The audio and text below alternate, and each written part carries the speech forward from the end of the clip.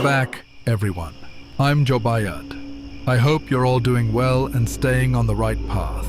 By the grace of Allah, I'm doing well too, and trying my best to do the same. Today's story is entirely fictional. However, the setting, characters, and events have been written in such a realistic way that they may feel real. So, without wasting any more time, let's begin. In the northwestern part of Bangladesh, there was a small village called Madhupur. It was a peaceful place surrounded by endless rice fields, towering bamboo groves, ancient banyan trees, and narrow dirt roads. During the day, the village was full of life, but after sunset, everything changed.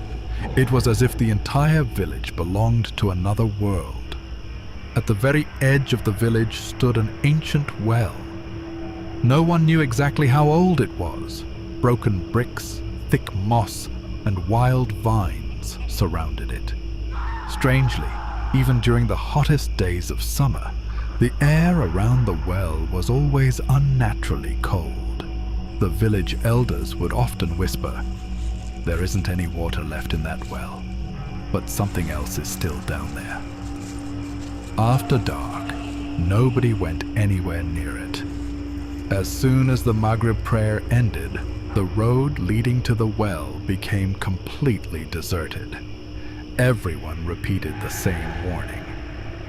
If someone calls your name from inside the well, never answer. One of the villagers was Sayem, a 28-year-old software engineer who worked in Dhaka. He had grown up hearing stories about the mysterious well, but he had never believed a single one of them.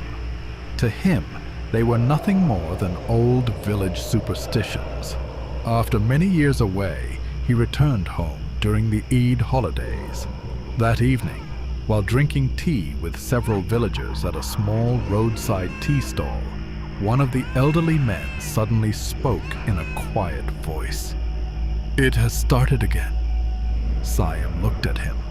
"What started?" The old man remained silent for several seconds. Then he leaned closer and whispered, "The well is calling again." The entire tea stall fell silent. Nobody wanted to continue the conversation. That night, after dinner, Sayem asked his mother, "Do people still believe those stories?" She stayed quiet for a long moment before answering softly, "Not everything should be dismissed so easily, son." She looked away before continuing, "Your father went near that well once." Sayem frowned. "He never told me that." His mother sighed. "He came home with a terrible fever. He was unconscious for 3 days. When he finally woke up, he only said one sentence: 'They weren't human.' After that day, he never looked toward the well again. The night grew deeper. It was almost 1 a.m. Sleep refused to come. Then, he heard footsteps outside his window. Tap, tap, tap. Sayem slowly pulled the curtain aside. No one was there. Just as he was about to close it, a metallic sound echoed through the darkness. Clank, clank, clank. It sounded exactly like someone striking an old iron bucket against the side of a well. Once, twice, 3 times. Then, silence. He tried convincing himself it was only the wind. He returned to bed. Less than 5 minutes later, a whisper came from directly beneath his window. It was perfectly clear. "Sayem." He sat upright instantly. Again. "Sayem, come outside." The voice sounded exactly like his older brother. But there was one problem. His brother was thousands of miles away, working overseas. There was absolutely no way he could be there. Suddenly, the room became freezing cold. White mist escaped with every breath Sayem took. That kind of cold simply didn't exist in this part of Bangladesh. Then, 5 dark fingerprints slowly appeared on the outside of the window, as if someone was pressing a hand against the glass. Gathering every ounce of courage, Sayem threw the window open. Nothing, no one, only darkness. Then, far away, near the old well at the edge of the village, he saw a tall black figure standing completely still, watching him. He rubbed his eyes, looked again. The figure was gone. Before he could react, a whisper came from right beside his ear, so close that he could actually feel warm breath against his skin. "You've finally come back. We've been waiting for you." Sayem spun around as fast as he could. The room was empty. He was completely alone. Sayem stood frozen in the middle of his room. His heart pounded so hard that he could hear it echoing in the silence. Slowly, he looked around once more. The room was empty. No footsteps, no shadows, nothing. Yet the whisper had sounded so close that he could still feel it lingering beside his ear. He barely slept for the rest of the night. The next morning, sunlight filled the village as if nothing had happened. Birds were singing. Children were running through the dirt roads. Everything looked perfectly normal, but Sayem couldn't shake the feeling that someone had been watching him all night. At breakfast, he casually asked his mother, "Has anyone else heard strange sounds from the old well recently?" His mother's face instantly turned pale. Before she could answer, someone knocked on the front door. It was one of the village elders. Without even stepping inside, the old man quietly asked, "Did it call your name?" Sayem froze. "How did you know?" The old man lowered his eyes. "Because it always starts that way. If you heard your name, then you're already part of it." Without saying another word, the old man turned around and walked away. By afternoon, the entire village seemed to know what had happened. People avoided making eye contact with Sayem. Some quietly prayed whenever he passed. Others simply walked away. Even the children stopped playing near his family's house. It was as though everyone believed something terrible was about to happen. As the sun began to set, curiosity finally overcame fear. Ignoring every warning he had heard since childhood, Sayem decided to visit the old well alone. The path leading there was strangely silent. There were no birds, no insects, not even the sound of wind moving through the bamboo. Only silence. When he finally reached the well, he stopped. It looked exactly as he remembered. Ancient bricks, thick moss, wild vines covering the edges. But the air was unbelievably cold. He slowly stepped closer, then carefully leaned over the edge. Nothing but darkness. It was impossible to see the bottom. He switched on the flashlight on his phone and pointed it downward. The light disappeared into the darkness as though something had swallowed it. Then, drip, drip, drip. The unmistakable sound of water echoed from below. Sayem frowned. That couldn't be possible. Everyone in the village insisted the well had been dry for decades. He leaned a little farther. Suddenly, two glowing eyes appeared deep inside the darkness. They didn't blink. They simply stared back at him. Sayem stumbled backward. Then a voice echoed from inside the well. Not loud, not soft, perfectly clear. It slowly spoke his full name. Muhammad Sayem ibn Mahbub. Every hair on his body stood on end. Very few people in the village even knew his full name. But the voice wasn't finished. It continued. "Your grandfather kept something that belongs to us." Sayem couldn't breathe. His grandfather had died nearly 20 years ago. How could anyone know that? Before he could move. A freezing gust of wind burst out of the well. It felt as though something was slowly climbing upward from the darkness below. That was enough. Sayem turned and ran as fast as he could. He didn't stop until he reached his family's house. As he grabbed the front gate, he froze. Written across the wooden door in thick black mud were 5 chilling words. "Tonight, we will come for you." He blinked. The writing slowly faded away. Within seconds, the door looked completely normal, as if the message had never been there at all. But deep inside, Sayem knew one thing. Whatever had called his name, it hadn't finished with him yet. That night, Sayem didn't sleep for a single minute. Every time he closed his eyes, the same sentence echoed through his mind. "Your grandfather kept something that belongs to us." By the time the first call to prayer drifted across the village at dawn, the crushing weight on his chest had eased just enough for him to think clearly. After breakfast, he went to visit the oldest man in Madhupur. His name was Haji Karim Uddin. He was nearly 90 years old. His eyesight had faded with age, but his memory was as sharp as ever. If anyone knew the village's darkest secrets, it was him. Sayem told him everything: the whispers, the footsteps, the glowing eyes inside the well, the voice that knew his full name, and the terrifying message written on his front door. The old man listened without interrupting. When Sayem finally finished, Haji Karim Uddin closed his eyes and let out a long, weary sigh. "I knew this day would come," he said quietly. "I just hoped I wouldn't live long enough to see it." Sayem frowned. "What do you mean?" The old man slowly stood up. He locked the front door. Then he closed every window in the house. Only after making sure they were completely alone did he begin speaking again. "This is a story almost no one in the village remembers anymore.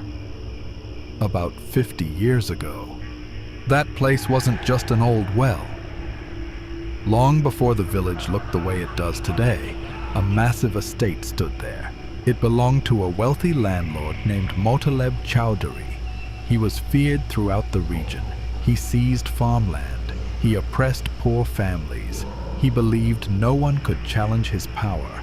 Then, one day, a wandering holy man arrived. He looked at the estate only once before warning everyone nearby. "Leave this place. This land belongs to others now." The landlord laughed in his face. He mocked him, then had him thrown off the property. As the holy man walked away, he turned back one final time. His final words were calm, but unforgettable. "The night something calls your name, your time will already be over." Exactly 1 week later, people began disappearing. First the servants, then family members, then guards. No bodies were ever found. No screams were ever heard. Every morning, only one thing remained: wet, barefoot footprints leading from the old well across the courtyard, then back toward the well again, as though something had climbed out and returned before sunrise. Panic spread through the entire village. Eventually, the estate was abandoned. Years later, the buildings were demolished. Everything disappeared. Everything except the well. The villagers tried to bury it. They filled it with dirt, rocks, broken bricks, anything they could find. But every morning, the well was empty again. Every handful of soil had vanished, as if the earth itself refused to seal it. The old man's voice trembled. "Your grandfather was one of the men who tried to close that well forever." Sayem's heartbeat quickened. "My grandfather?" The old man nodded slowly. "Yes. And what happened that night? None of us ever forgot." He looked toward the floor. His hands shook slightly. The entire village woke to the sound of hundreds of people crying. It echoed through the darkness. When we reached the well, we saw black mist covering the ground. And inside that mist stood several tall figures. They looked human, but deep down, we all knew they weren't. Your grandfather and the 3 men with him were lying unconscious beside the well.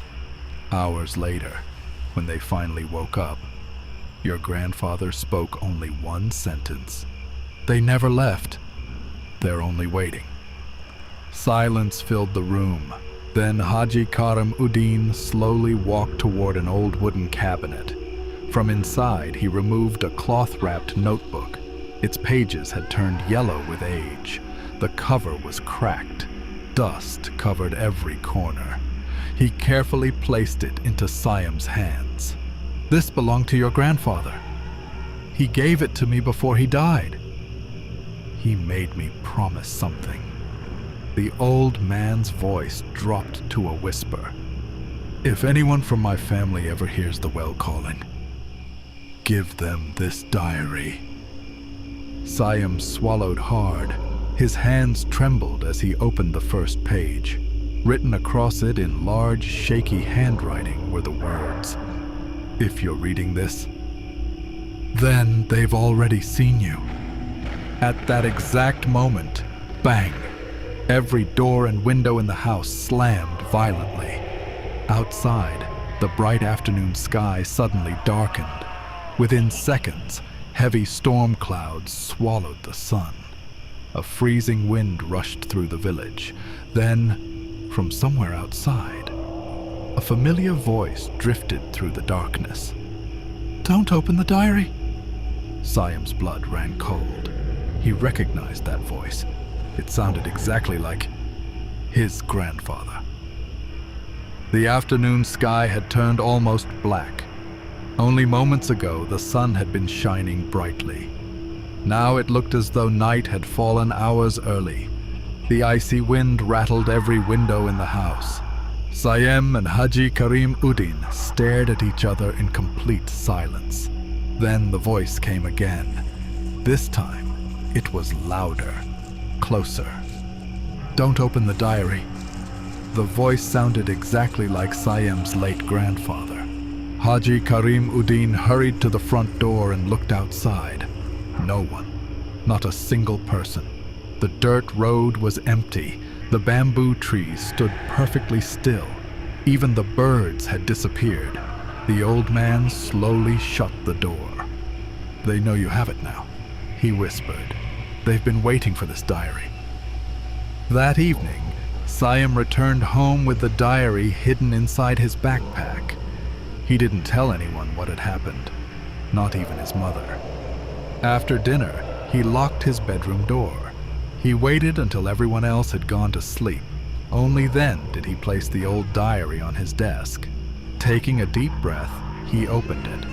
The first few pages contained nothing unusual. Dates, names, simple notes about village life. But several pages later, the handwriting suddenly changed. The ink looked hurried, messy, as if every word had been written in fear. One page read, "Tonight I witnessed something no human being was ever meant to see. If anyone finds this diary, never go down into the well alone." A chill ran down Sayem's spine. He turned another page. A folded piece of paper slipped from between the pages. He picked it up and carefully unfolded it.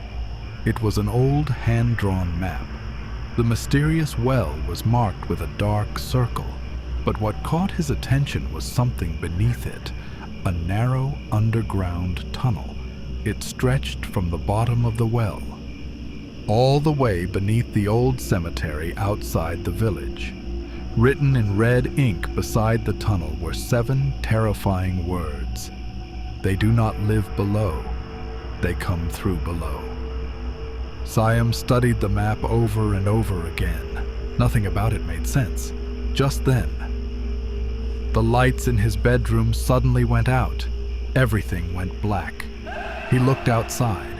The neighboring houses still had electricity. Only his room had lost power. His heart began pounding. He switched on his phone's flashlight. The beam swept slowly across the floor. Then he froze. Mud. Fresh, wet mud. Small, barefoot footprints covered the floor. 1, 2, 5, 10. Too many to count. Every footprint led toward his bed, but none of them led back toward the door. Someone, or something, had entered the room, but nothing had ever left. Sayem struggled to breathe. His flashlight shook in his hand. He slowly searched every corner of the room. Nothing. No one. Then, something moved inside the bedroom mirror. He quickly pointed the flashlight toward it.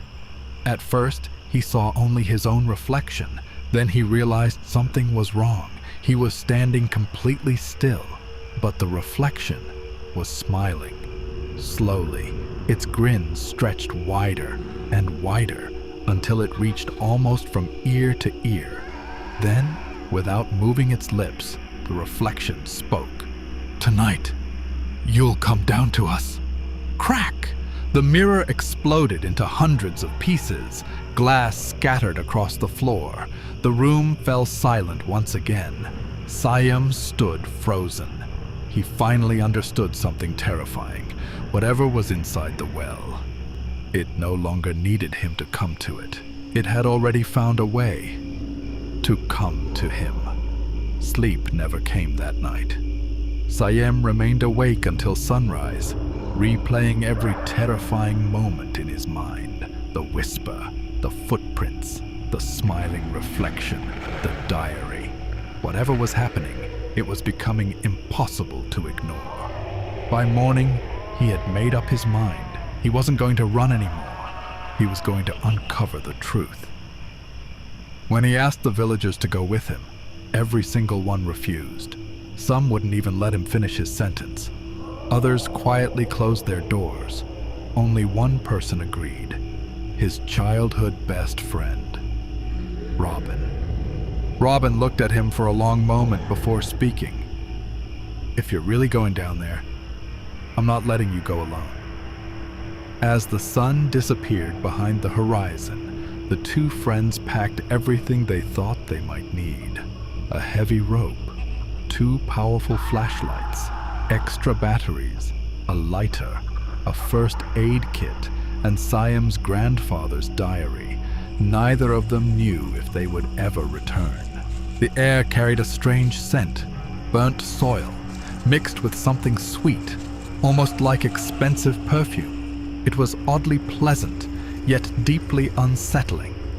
Then, a slow breathing sound drifted upward from the darkness. Hoo, hoo, hoo.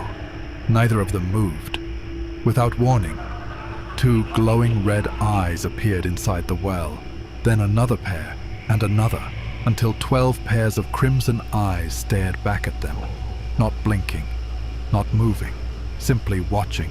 Robin's voice shook. "We should leave. Right now." For several long seconds, no one spoke. Then, one by one, the glowing eyes disappeared into the darkness. Silence returned. Sayem reached into his backpack and unfolded the old map. "We've already come this far. If we turn back now, we'll never know the truth." Robin swallowed hard. Finally, he nodded. Together they secured the rope around the ancient iron ring beside the well. Sayem climbed over the edge first. Robin followed. The first 10 feet looked ordinary. Old bricks, cracked stone. Nothing unusual. But the deeper they descended, the walls began to change. The bricks no longer looked man-made. Each stone was carved with strange symbols. They weren't letters. They weren't numbers. They looked more like ancient warnings left behind by someone who desperately wanted others to stay away. Robin suddenly whispered, "Sayem, look down." Sayem pointed his flashlight toward the bottom. His heart nearly stopped. There was no water. Instead, a gigantic circular stone door blocked the floor of the well. Its surface was carved with a single black symbol. It looked like a giant eye staring back at them the moment their feet touched the ground. The warm air vanished. Complete silence. Then, whispers. Hundreds of whispers, coming from every direction. Robin strained to listen. What are they saying? Sayem listened carefully. His face turned pale. They're saying our names. Before either of them could react, the massive stone door slowly opened by itself. No one touched it. No sound of machinery, only grinding stone. A rush of hot air burst from the tunnel beyond, along with that same strange perfume-like scent. They exchanged one final look, then stepped into the darkness. The tunnel stretched endlessly ahead. Ancient torches hung from both walls. As they walked forward, the torches ignited one by one. No matches, no fire, just invisible flames appearing out of nowhere. It felt as though something deep inside the tunnel already knew they were coming and was lighting the way. 5 minutes later, the tunnel opened into an enormous underground chamber. At its center stood a stone altar. Resting on top of it was a rusted lantern. Beside the lantern lay a human skeleton. One hand still clutched a small cloth pouch. Sayem carefully picked it up. Inside was an old silver ring. Engraved on the inside were a single name, Mahbub, his father's name. Sayem's breathing stopped. His father had been here, somehow. At some point, he had stood in this very chamber. But why had he never spoken about it? Before Sayem could think any further, every torch in the chamber went out, instantly. Darkness swallowed everything, so complete that even their own hands disappeared before their eyes. Then, heavy footsteps echoed through the chamber. Thud, thud, thud! Each step shook the ground beneath their feet. Robin desperately tried turning on his flashlight. Nothing. His phone had died. His watch had stopped. Time itself seemed frozen. Then, two enormous burning eyes slowly opened in the darkness. A towering black figure emerged, nearly 10 feet tall. Its arms hung far below its knees. Its face remained hidden inside living shadow. When it finally spoke, its voice sounded impossible, like the voices of an old man, a child, and hundreds of strangers, speaking all at once. The promise broken 50 years ago must be fulfilled tonight. Sayem somehow found the courage to speak. Who are you? The giant figure slowly raised one long arm, then pointed directly at him. Its burning eyes never blinked, and in a calm, terrifying voice, it answered, I have known you since before you were born. At that exact moment, hundreds of footsteps echoed from deep within the tunnel behind them. More and more and more. It sounded as though an entire army of unseen beings was slowly approaching. Sayem and Robin finally realized the horrifying truth. Everything they had faced until now had only been the beginning. The echo of hundreds of footsteps rolled through the tunnel. Thud, thud, thud. Each step was perfectly synchronized, as if an unseen army was marching toward them. Sayem could feel the vibration beneath his feet. Robin grabbed his arm. We have to get out of here, now! Before either of them could move, boom! The massive stone door behind them slammed shut. The sound thundered through the underground chamber. They rushed back and pushed against it with all their strength. It didn't move, not even an inch. It felt as though the mountain itself had sealed them inside. The towering black figure watched silently. Then it spoke. The path back has been closed. You came here seeking answers. Now you must face them. Its voice wasn't angry. It wasn't threatening. It was calm, almost as though this moment had been inevitable. Sayem steadied his breathing. What do you want from us?" The figure slowly raised one hand. Instantly, the walls around them began to glow. Ancient symbols lit up one after another. The stone transformed into something like a living screen. Images appeared, scenes from 50 years ago. Sayem watched in disbelief. He saw his grandfather. Beside him stood a much younger Mahbub, his father. Several other villagers were with them. They were carrying a large iron chest through the underground passage. When they opened it, a strange black stone rested inside. It was no larger than a person's hand, yet countless tiny lights swirled inside it like stars trapped beneath glass. The towering figure spoke. "That stone was never meant for your world. It was placed here as a sacred trust. Your ancestors hid it, and the balance between our worlds was broken." Sayem couldn't tell whether he was witnessing history or an illusion created to deceive him. Before he could think any further, Robin suddenly shouted, "Sayem! Behind you!" Sayem spun around. Several shadowy figures were emerging from the darkness. Their faces couldn't be seen, only their glowing eyes. Then one figure stepped forward. Sayem's heart nearly stopped. It looked exactly like his father. Every detail was perfect.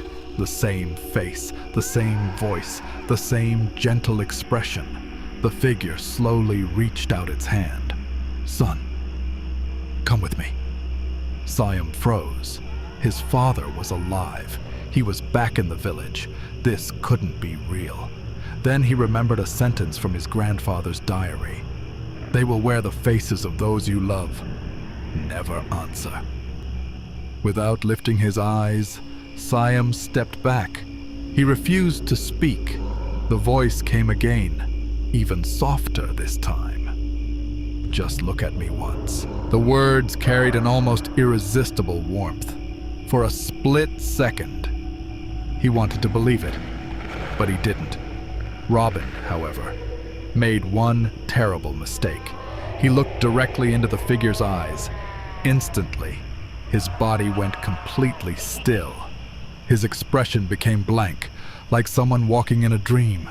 Slowly, he began moving toward the shadow. "Robin!" Sayem shouted.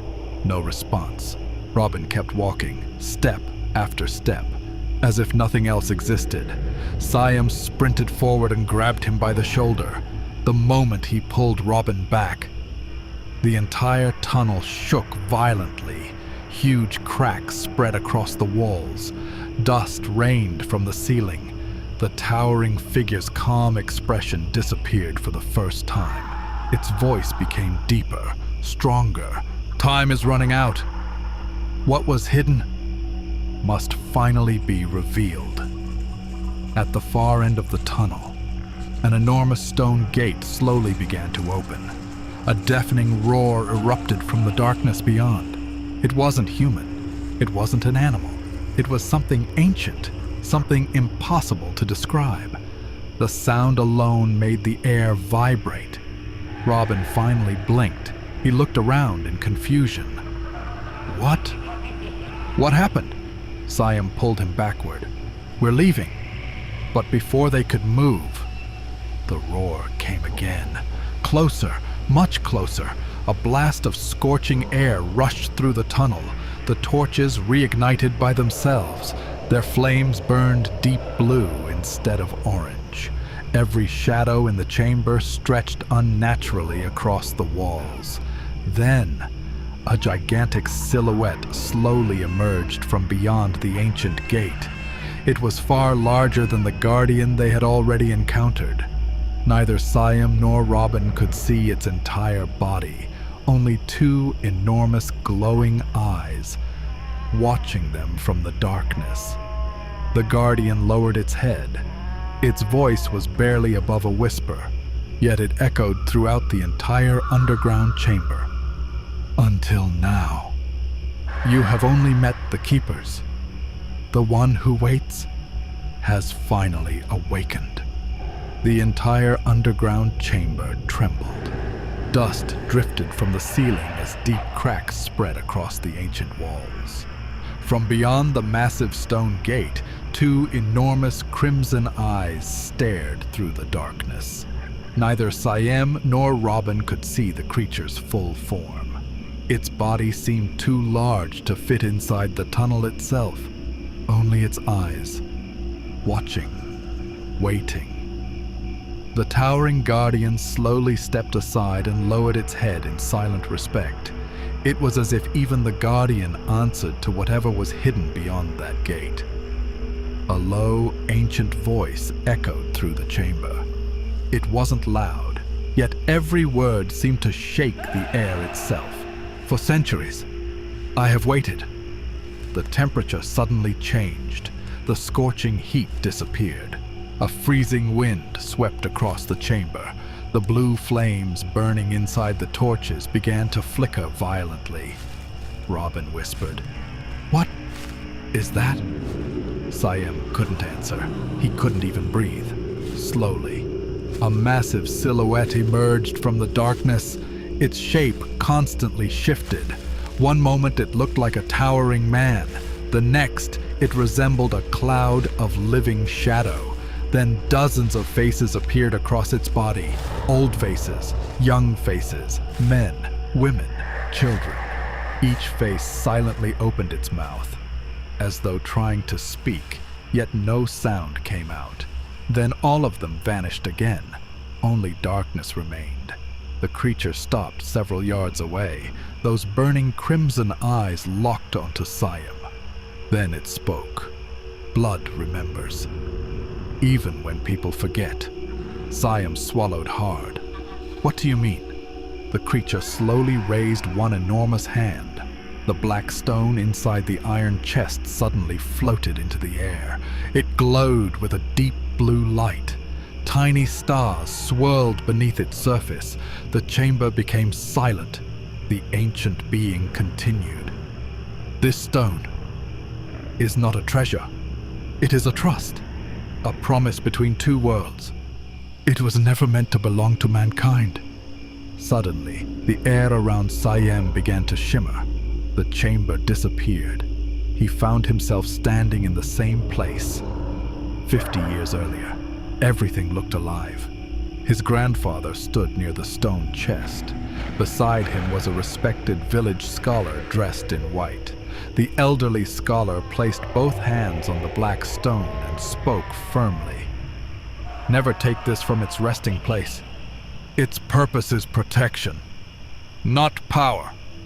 But another villager stepped forward. Greed filled his eyes. "If this stone truly holds such power, we should keep it. We could become richer than anyone." The old scholar shook his head.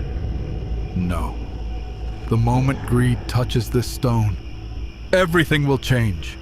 The greedy man ignored the warning. He reached toward the stone. The instant his fingers touched it, the sky turned black. The earth shook. Dark mist poured from the well. The terrifying screams of unseen beings echoed across the village. The vision shattered.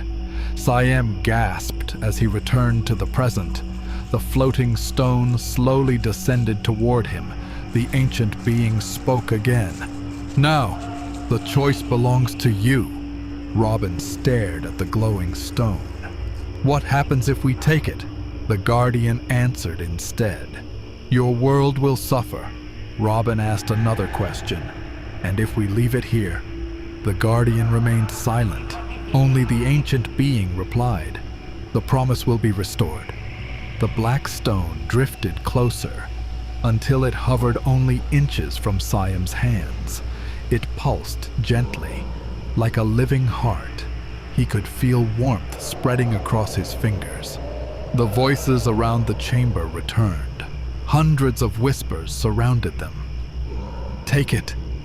Set us free. Don't leave us." Others whispered the opposite. "Leave it. Restore the balance. End this." The voices became louder, confusing, overwhelming. Robin covered his ears. I can't tell which voices are real." Neither could Sayem. His grandfather's diary suddenly slipped from his backpack and fell open on the floor. Its final page began writing itself. Fresh ink slowly appeared before their eyes. "Power always offers a reward. Duty always demands a sacrifice. Choose wisely." The chamber fell silent once again. Every eye, every shadow, every unseen presence waited for Sayem's decision. He slowly extended his hand toward the floating black stone, knowing that whatever he chose next would determine not only his own fate, but the fate of the entire village. The chamber fell completely silent. Not a single whisper remained. Even the cold wind had stopped. The floating black stone hovered only inches from Sayem's outstretched hand, glowing like a heartbeat in the darkness. He closed his eyes for a brief moment. Then he remembered everything his grandfather had written.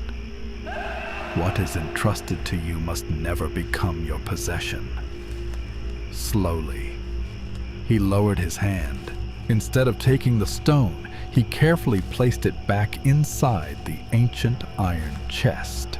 The instant the stone touched the chest, a blinding blue light exploded throughout the underground chamber. The ground shook violently. The walls trembled. The crimson eyes watching from the darkness slowly faded away. One by one, the shadow figures surrounding them dissolved into streams of black mist. The ancient guardian looked directly at Sayem for the first time. Its terrifying face softened. It gave a slow nod. "The promise has been honored. The balance has been restored. Go." The massive stone gate behind them rumbled open.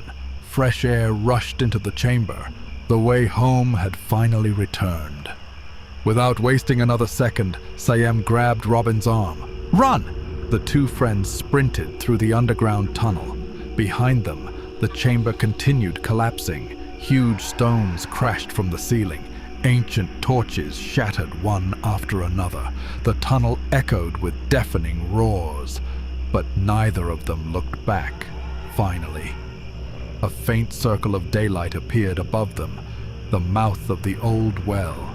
Using the rope, they climbed with every ounce of strength they had left. As the first rays of dawn broke across the sky, they pulled themselves onto the ground. They collapsed beside the well, gasping for air. Birds were singing. Morning mist drifted across the fields. Everything felt peaceful, as though the nightmare had never happened. When they finally looked back, the ancient well was gone. Completely gone. There was no hole, no broken bricks, no moss-covered stones, only a patch of smooth earth, untouched and silent. Robin stared in disbelief. Was it ever really here? Sayem didn't answer. Some questions, he realized, were never meant to have answers. Back at home, his mother burst into tears the moment she saw him. She hugged him tightly, refusing to let go. Without saying a word, Sayem placed his grandfather's diary into her hands. She opened the final page. Another sentence had appeared, one that had never been there before. Not every truth brings peace.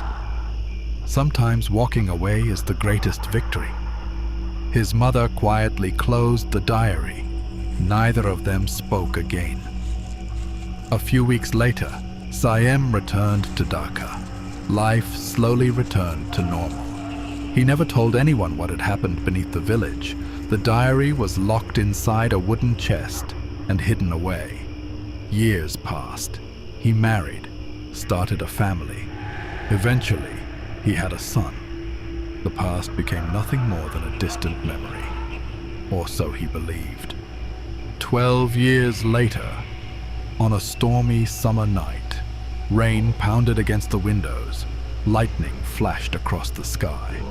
While searching through an old storage room, Sayem's 12-year-old son discovered the forgotten wooden chest. Curious, he opened it. Inside, lay the weathered diary.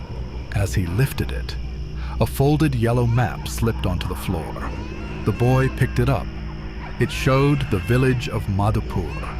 At the bottom of the page, written in faded ink, was a single warning. If the old well ever returns, never go there alone.